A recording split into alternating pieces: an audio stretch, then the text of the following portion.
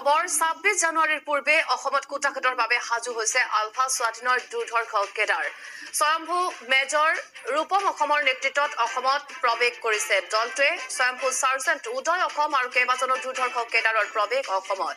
অসম আৰক্ষীক ইতিমধ্যে সতৰ্ক থকাৰ আহ্বান জনাইছে গৃহ মন্ত্ৰালয়ে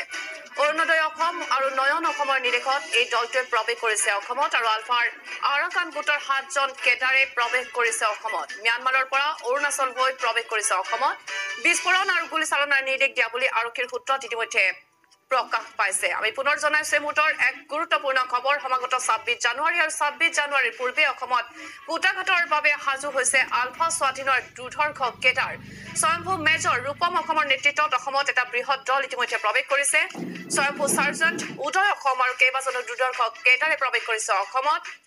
অসম আৰক্ষীক এই ক্ষেত্ৰত সতৰ্ক থকাৰ আহ্বান জনাইছে গৃহ মন্ত্ৰালয়ে অৰুণোদয় অসম আৰু নয়ন অসমৰ নিৰ্দেশতে এই দলটোৱে অসমত প্ৰৱেশ কৰিছে আলফাৰ আৰাকান গোটৰ ৭জনকৈ কেডাৰ ইতিমধ্যে অসমত প্ৰৱেশ কৰিছে আৰু ম্যানমাৰৰ পৰা অৰুণাচল হৈ প্ৰৱেশ কৰিছে অসমত আলফা স্বাধীনৰ এই দলটো বিস্ফোৰণ আৰু গুলীচালনাৰ উদ্দেশ্যে অসমত প্ৰৱেশ কৰা বুলি জানিব পৰা গৈছে আৰু বিস্ফোৰণ আৰু গুলীচালনাৰ নিৰ্দেশ দিয়া বুলি ইতিমধ্যে আৰক্ষীৰ সূত্ৰত প্ৰকাশ পাইছে